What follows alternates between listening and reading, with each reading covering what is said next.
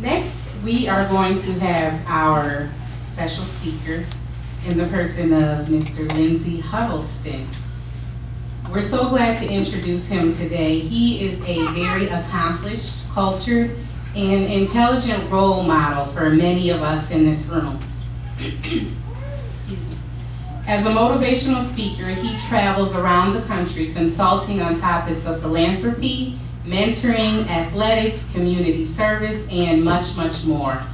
In addition to his long list of accomplishments in government, corporate affairs, and education, he is a passionate youth advocate, and he works every day to inspire youth to dream big, to reach for their goals, and pour back into their communities. Please help me in welcoming Lindsay Huddleston.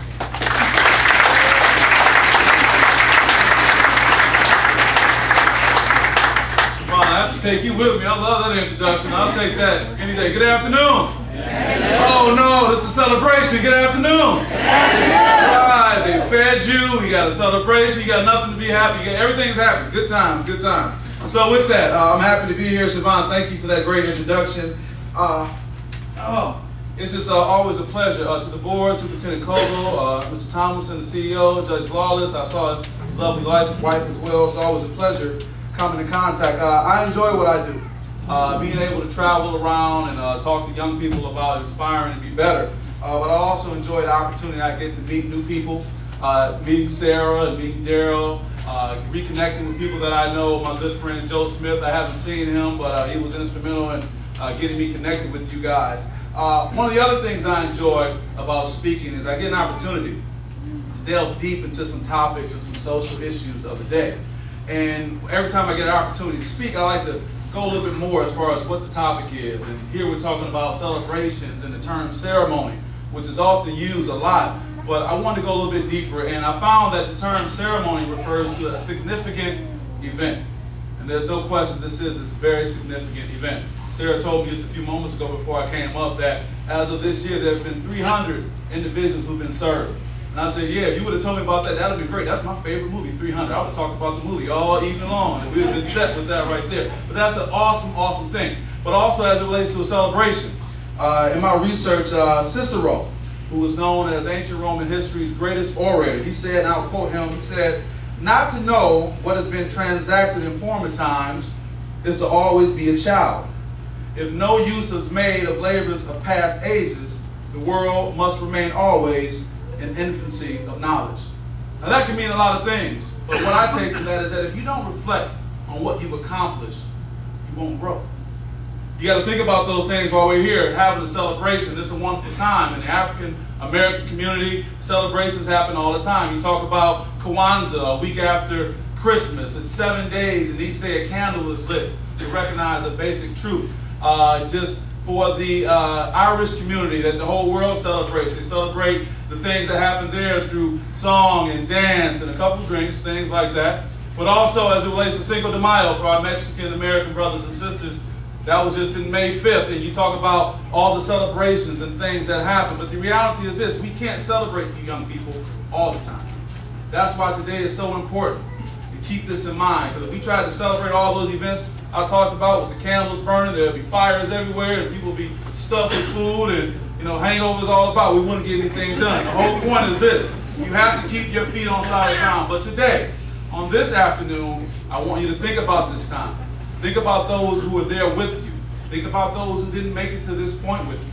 And this front row of great volunteers and staff who've pushed you, who've made you reach beyond your potential. It's a great, great thing. I think about my personal life, those people who were there for me. Many of you, I know you have parents here, you have siblings here. I just met Shaq, Marquise's little brother here. People supporting you, people looking up to you. I think about my family, my mother, Patricia Jackson. I'm thankful she's still with us, how she supported me. Her mother, my grandmother, Madeline Bryant, supported me to the point where I named my daughter Madeline after her. I think about back in high school, those people who were supporting me. Miss Nunn. She was my freshman English teacher. She told us on our first day in class that every year some male and female from her class become homecoming king and queen. So after that inspiration, I ran for homecoming king 2 years in a row and I won. Now, nobody ran against me, but I won. But the whole point is she was inspiring me. Mr. McCoy, he was our student activities director. He became my school dad. And he helped me when I took on leadership roles from city council president to youth governor of the state of Michigan, and even Mr. Ewald. I can still see Mr. Ewald's face today. Ewald Chevrolet down in Detroit had a car dealership, but they gave away scholarships, and he was also the manager for Joe Louis, the Bronx Bomber, and also he did great things, was one of the owners of the Pistons. I know he kind of regrets that now, but anyway, I won't talk about the Pistons. Going forward, my point being, there are people in your life along the way that they will challenge you, and you may even curse their name at times, but they're trying to get you to reach your full potential.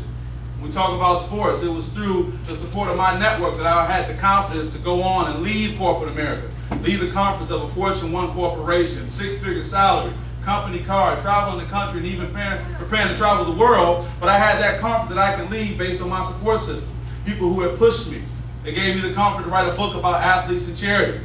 And that was a great thing. But on the topic of sports, I can't help but think Isaiah Thomas, one of the great Pistons, when he was at the University of Indiana, Coach Bobby Knight was there, and he was the fastest guy on the team.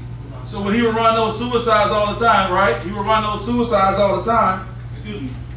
He would run those suicides all the time, but because he was the fastest person on the team, he'd always slow up at the end. And Bobby Knight got on him on like only Bobby Knight could. He would challenge him and say, you have to always rise to your fullest potential. And that's what this staff has done. That's what your family has done, pushing you to rise to your fullest potential. Now, I know all of you here with your pictures on the wall can tell me a story. Everyone probably has a story about some tragedy they've overcome, some challenges they went through. But I'm here to tell you that even with that, it is your struggle that's going to give you strength. So you embrace those things. You think about the challenges that you had along the way. On the same topic, there was an individual who was considered one of the top insurance salesmen in the world. His name was Morris Goodman. At the time, he was 35 years old. He had just bought his own plane, a single-engine Cessna. And he was flying this plane the day after he bought it. And he talks about the horizon being beautiful, looking like diamonds. And then tragedy struck. From the moment he ran into some power lines, his plane went down, and 20 minutes later, he's at the hospital having a 9-hour operation to fix his broken back, his broken neck, his larynx was crushed. It was a terrible, terrible time. His family was told to prepare for the worst, Siobhan. And even after that time, they said even if he makes it through, he won't have any functioning below his ears. But he had a different thing in mind. And you have to have that same attitude. He said, the day is going to come where I'm going to walk out of this hospital. The day is going to come I'm not going to be required to have tubes inside me to live. And 8 months after the accident, 8 months later, he walked out. So my point being is no matter what struggle you've been through, what challenge that you've had, there's an opportunity for you to grow from your adversity. And who was once one of the great salesmen of insurance is now a motivational speaker who goes throughout the world to encourage people because he took his challenge, he took his problems, and he gained strength from that to do great things. And you all need to do the same thing. Now, they call him the Miracle Man now. I don't normally take notes and share notes, but there's 6 things I want to share with you about what he accomplished. I think they can help you on this day. 1, Morris talks about in life, it doesn't matter how many times you stumble and fall down, but what matters is how many times you stumble and get back up. Number 2, he said, live each day as if it's your last day. Now let me add my own to that. For this generation, I'm not talking YOLO. You know, you only live once. That's a reckless attitude. I'm not talking about that. I'm saying embrace the moment because this could be it. Number 3, set goals you have to be passionate about. When I left corporate America, I left, and just as Siobhan's introduction said, because I was passionate about working with young people. I was passionate about being there for my daughter in a way I would not have been able to be in corporate America. So when you set goals that you're passionate about, the world will make a way. And it happened for me, and I'll tell you more about that. Number 4, in order to receive, you have to believe. In order for you to receive any great opportunity, young people, you have to believe it can happen. When I wrote my book on athletes and charity, the first person I interviewed was Jalen Rose. I didn't know Jalen. I saw him at a golf outing years ago, and I saw him at his own golf outing. I said, hey, Jalen, I want to put you in my book about athletes and charity. He said, sure, man, just give me a call. I'm saying, man, I don't have your number. I don't know you like that. I can't just give you a call. But my point being is when you're passionate about something, the world will make a way. After a few conversations, my phone rings on a Saturday afternoon. It's Jalen Rose. We talk for 1 hour there. We talk about what he's doing in Detroit, all the great things that happen. My point being is if you don't believe it, it's not going to happen. And number 5, I should have said this first, start each day with prayer. Thank God for everything you have, and gratitude will improve your attitude. I'll simply say this, any plan you have in life, anything you want to do, if it doesn't involve the spirit or a higher being, it will fail. I'll say again, it will fail. And number 6, he talks about money is important, but remember, money isn't everything. I walked away from a so-called comfortable lifestyle in corporate America because I knew that day was going to come when my daughter would come to me and say, "Dad, I want to follow my dreams and passions. What should I do?" And at the time, I couldn't answer her with sincerity. So when I walked away, I knew I was walking away from all the money, but I knew that if I was passionate about the work I was doing, I would get that back tenfold, and I'm thankful for the blessing that I've had then. That Powerball everyone was trying to get their hands on recently. My thought is this: if your life is not in order, if your family isn't in order, if your spirit isn't right, no matter how much money you get, it will only tear things apart. So have your house in order first, and the money will come. There will come a time when you will have to put your passions before your profits. And when you do that, and when you follow your purpose and your dream, great things will come. So, we're talking about rising through adversity, and I can't help but make another connection with sports. Everyone knows of Nick Saban. He used to be in this town a little while ago. Now he's doing great things at the University of Alabama. 3 championships in 4 years. I was with a young man not too long ago who's being recruited by Nick Saban. And his father told the story of when Nick Saban meets every recruit, he talks to him personally. And this is what he told that young man. He said, when you go out to kick this field goal, because he was a kicker, he said, I'm not worried about the field goals you make. I'm worried about what you do after you miss. Because after you miss a field goal, and if you come back, if your head is not in the game, there are 10 players versus 11, and we're going to lose every time. See, that is the mind of a champion. It's not about what you accomplish, it's about how you overcome your adversity. So Marquise, I want to congratulate you on the things that you're doing. But there's going to come a time in the future where you're going to have to work even harder to get to where you are right now.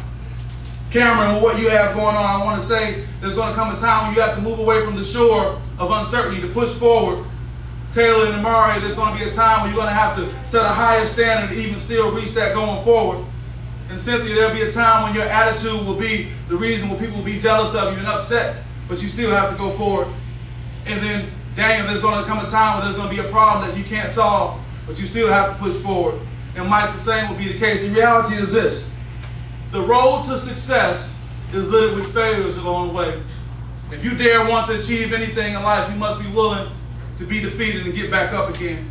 If you ask anyone who makes metal, they'll tell you the hotter the heat, the stronger the metal. So all these challenges that you've had, all these things that you've gone through have only been making you stronger for the future. We all love diamonds. We love the way they look. We love how they make us feel, but that diamond starts off as a very rough piece of coal. And after time and pressure and time, that diamond becomes what the coal once was. So great things can happen. As I prepare to close, I'll tell you the story about the phoenix. I love to tell this story, Sarah. That phoenix is a mythical creature. It's a beautiful bird. It was said to sing a song so enchanting even the sun god Apollo would stop and listen. It was between 500 and 1,200 years old. And what I love about the phoenix is that when the phoenix's life was nearing the end, what it would do, it would go into the mountains. It would make a nest and it would set itself on fire. It would allow us to be consumed by the flames. And after it would be consumed by the flames and burn to ashes, that phoenix would rise from those ashes to go on and live a life as long as it once did. You young men and women are like the phoenix. You've been through the flames, you've been through the heat. Now it's your opportunity on this day to rise from your ashes, to go on and do great things and live a life that you only dreamed about, and you can do it. And I can tell you this last thing: adversity is no stranger to any of us. I remember as a new businessman with a new baby at home, I remember those days just like you can remember today. I can remember December, I can remember October 31st, when my business was low, my spirit was low, and I thought to myself, everything that I'm going through is not just for me. The reality is that the challenge that you're having, young men and women, are not just for you. It's for your little brother, Shaq, so you can teach him going the same way. And I thought to myself, what am I going to do when my daughter has issues? So what I did right then and there, I wrote a poem for her that I can either read to her or she can look at a different time. It's called Valleys and Peaks, and I'll share that with you. It starts off by saying, Dear Madeline, I once saw a high peak off in the distance. It was my goal to reach, and I knew I could if I remained consistent. But when I started out towards my destination, I thought many would come with me, but there was a lot of hesitation. And the reason I realized many didn't come with me was because they heard the road was hard and wasn't going to be easy. But that still did not stop me from making my plans. Because I know if you want to go somewhere nice, you won't have a lot of fans. And then I heard a voice help guide me along the way. It said, no matter what, throughout this journey, continue to pray. because the wise man or woman knows that the valley is not that bad. So the next time you're there, don't be too sad, because valleys and peaks are like days and night, meaning after the darkness there will always be light. So the next time you're in your valley, you be of good cheer, because it only means your next peak is near. Your next peak is near, Peckham students. You keep going on, you keep fighting. I wish you struggle, I wish you pain, because from that you will be strong and do great things. I thank you for having me. Best of luck, and I see nothing but stars, because there's a bright future ahead for all of you. Thank you so much.